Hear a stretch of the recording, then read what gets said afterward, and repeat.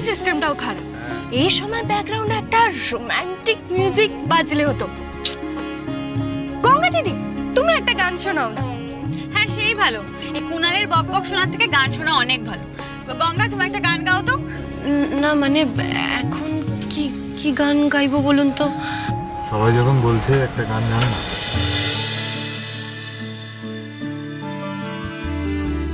মেঘের পালক চাঁদের নোলক কাগজের খেয়া ভাসছে,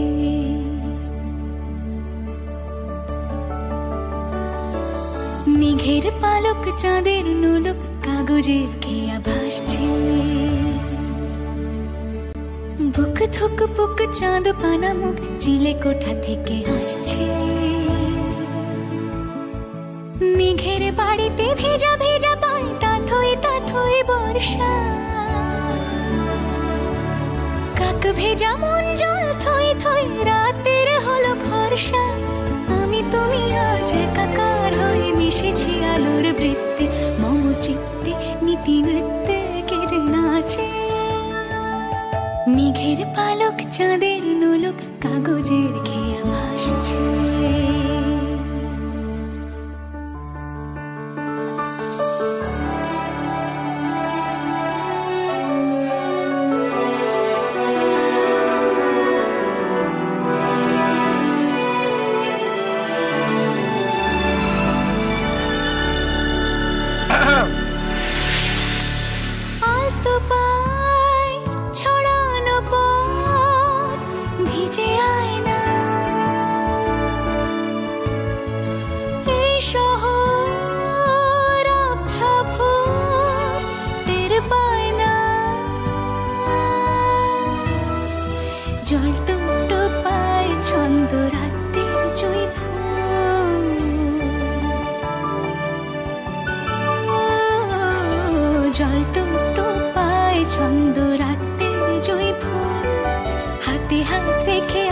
শালক স্বপ্নে মুশকুল অগোছালো মন ভেঙেছে শ্রাবণ মেঘ থই থই ঝরে না।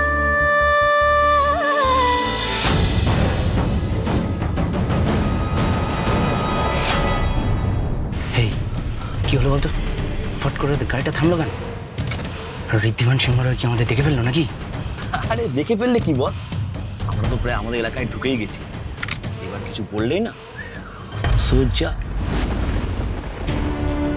এই ভয়টাই পেয়েছিলাম, জানতাম এরা আমাদের ওপর নজর রাখা থামায়নি। আজকে ওই মৃদুল ছেলেটা আমাদের ফলো করে যাচ্ছে। এবার কি করি? আজ এরা কি প্ল্যান করে এসেছে কে জানে। একদম কাদাবাজি করবে না, হ্যাঁ? বাইরে গাড়ি দাঁড়িয়ে আছে, যদি এবার ভালো মুখে না যাও না তাহলে হাত পা বেঁধে তুলে নিয়ে যাবো। এই কি হলো, আবার গোসা হলো কেন? ও বিন্দিমা, বোঝা না, এরকম ভাবে গোসা করতে নেই। এই রিদ্ধি, গাড়ি থেকে নামিস না প্লিজ। এইরকম ভাবে সবাই মিলে এতদিন পরে একটা ট্রিপে যাচ্ছি, প্লিজ মুডটা স্পয়েল করিস না, চল না। I can totally feel you, same feel আমারও হচ্ছে, কিছু করার নেই। বাট এখন যখন সবাই বেরিয়ে পড়েছি একসাথে, ঠিক আছে আমরা যাই, যদি পছন্দ না হয় তাহলে ওখান থেকে আমরা ফিরে আসবো। ফিরে আসবো মানে কি? এ কি, উনি আমাদের জন্য ইলিশ পাঠা মিষ্টি এসবের ব্যবস্থা করেছে, সেগুলো কি ওয়েস্ট হবে নাকি? নাই রিদ্ধি, চল না, বেকার মুড স্পয়েল করিস না, চল চল। বলছিলাম যে আমার কি কিছু ভুল হয়েছে ঋদ্ধিমান বাবু? ওই না না, মানে আপনাকে 3 দিন থাকতে বলেছি বলে। না না, ঠিক আছে ঠিক আছে, আপনার যে কদিন মনে ইচ্ছা হবে সে কদিনই থাকবেন, আমি আপনাকে বাধা দেবো না। ওই ইলিশ পছন্দ না হলে চিংড়ি খাওয়াবো, আর ওই সন্দেশ পছন্দ না হলে পায়েস খাওয়াবো, কোনো কিছুতে বাধা দেবো না। চলুন চলুন, এবার চলুন। কি হলো, গাড়ি চালা। যাক বাবা, মন গলেছে। বলছি যে আপনার ওই ইলিশ পছন্দ না চিংড়ি পছন্দ সেটা বললেই পারতেন, তাহলে এভাবে মাঝখানে গাড়ি থেকে নেমে পড়ছিলেন কেন? ভাগ্যিস আমি গাড়িতে ছিলাম, নাহলে কখন কোথায় নেমে পড়তেন। হ্যাঁ ধরুন মশাই, তখন তো ইলিশ চিংড়ি চিংড়ি ইলিশ করেই যাচ্ছেন। থামুন তো, আর আপনি দাঁড়িয়ে আছেন কেন? চলুন, বললাম তো চালাতে। চলুন। কেসটা কি হলো স্যার? নেমে যেতে গিয়েও আবার গাড়িতে উঠে পড়লেন যে? খরচের মাথায় চলছেটা কি? এইভাবে ভয় গুটিয়ে থাকার কোনো মনে হয় না। এই মৃদুল আর ওর চেলাদের একটা ব্যবস্থা আমাকে করতেই হবে। বিন্দির ম্যাটারটা বেশ সিরিয়াস, এটা নিয়ে বনির সাথে আমাকে আজই কথা বলতে হবে। কতক্ষণ ধরে একই জিনিস পড়বি বলতো? নে এবার যতটা পড়লি সেটার একটা জিস্ট বের করে আমাকে বলতো।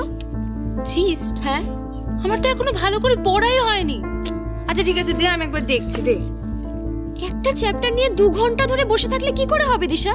প্লিজ এবার একটু পড়াশোনায় মন দে, নাহলে মিমি কিন্তু বলেছে তোকে সায়না আন্টির কাছে বাইরে পাঠিয়ে দেবে, তখন তুই ওখানে বসেই পড়াশোনা করবি। আরে কুনাল, তখন থেকে ফোন করছি, ফোন কেন ধরছিস না বাবা? তোরা সাবধানে পৌঁছে গেছিস তো? সব ঠিক আছে তো? আরে এখানে সিগন্যাল ছিল না। আরে না, এখনো পৌঁছায়নি, যা বুঝছি এখন অনেকটা পথ। আর দেখি আমাকে দাও না। হ্যাঁ কুনাল বাবা, তোমরা সবাই ঠিক আছে তো? বলছি সবাই কিন্তু সাবধানে থেকো, বাচ্চাগুলোকেও সাথে করে নিয়ে গেছো, চোখে চোখে রেখো সবাইকে। আর শোনো, ঋদ্ধিমানকেও চোখে চোখে রাখবে, কিন্তু জানোই তো ওর মাথা গরম ছেলে আমার। আর বিন্দির পরিবারের সবাই মিলে একটু ওকে ইরিটেটই করবে, তারপর যদি মাথা গরম করে ফেলে এবং কিছু যদি বলে ফেলে তাহলে খুব এম্বারেসিং সিচুয়েশন হবে কিন্তু তোমাদের জন্য। ঠিক আছে বড় মা, তুমি একদম চিন্তা করো না, আমি সব দেখে নেবো। ঠিক আছে, এখন রাখছি, আমাদের বেরোতে হবে। ওকে ওকে। এই গাড়ি তোটো। আরে আয়ুষ আয়। এত চিন্তা কেন করছো বড় বৌমা? দেখো আমাদের ঋদ্ধি তো এতদিন ধরে ঠান্ডা মাথায় ধৈর্য ধরে সবটা সামলে আসছে, ও ঠিক সামলে নেবে। হ্যাঁ, এবার ওদের একটু ছাড়ো না বড় বৌমা, ওদের ছেলেমেয়েরাও তো এখন বড় হয়ে গেছে।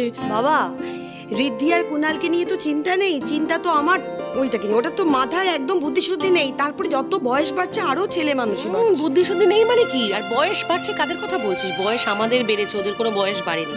কি সুন্দর রাহুল হৈ করে সবাইকে নিয়ে বেড়াতে গেছে, সেখানেও তোমরা সবাই মিলে টেনশন করছো। এই বয়সে ওদের সবার নিজেদের আনন্দের খেয়াল আছে, কিন্তু আমার কথা কেউ একবারও ভাবে না। এক বাড়ি ভর্তি বুড়ো বুড়িদের সাথে আমাকে এখানে বন্দি করে দেয়।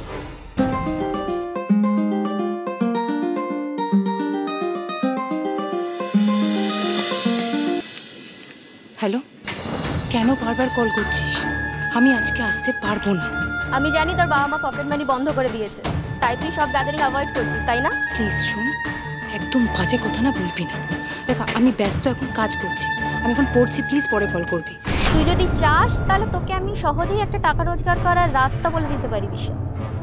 আমি আমি আমি এসব নিয়ে পরে কথা বলবো, এখন রাখছি। সামনেই তো রথ, আমরা সবাই কত আনন্দ করব। গুবলু কাকার কথা না খুব মনে পড়ে এই সময়গুলোতে। আচ্ছা গুবলু কাকা কবে ফিরবে গো? বলেছে কিছু? কিছু তো বলে না, আমি যখনই ফোন করি শুধু একটা কথাই বলে, খুব ব্যস্ত। লন্ডন ইউনিভার্সিটিতে ওর সাবজেক্টে টপ করেছে ও, ছোট খুকি। তবে ও ব্যস্ত থাকবে না তো কে থাকবে? তাছাড়া ওদের এখন উঠতি বয়স, চারদিকটা একটু ঘুরবে ফিরবে, দেখবে জানবে, তবে না? তাই তো, দেখবি একদিন গুবলু বাবু হঠাৎ করে এসে আমাদের সবাইকে একেবারে চমকে দেবে। এসে চমকে দিলে তো ভালোই মা, ওকে দেখার জন্য তো আমি অধীর অপেক্ষায় বসে আছি। তবে জানিস তো, তোর বিয়েতেও আসতে পারেনি বলে ওর খুব মন খারাপ হয়েছিল, আমাকে কতবার সে কথা বললো। ওই জন্যই তো আমি বিয়েটা ক্যান্সেল করে দিয়েছি। ওই জন্যই তো আমি বিয়েটা ক্যান্সেল করে দিয়েছি। আর ক্যান্সেল করা যাবে না দিদি ভাই। এরপর শিগগিরই আমাদের বাড়িতে একটা বিয়ের লাইন লাগবে। প্রথমে আমাদের রিমঝিম, তারপরে দিশা, তারপরে আয়ুষ। কি মজা হবে ভেবেছিস? হ্যাঁ, আপনি ঠিক বলেছেন মিসেস সেনগুপ্ত।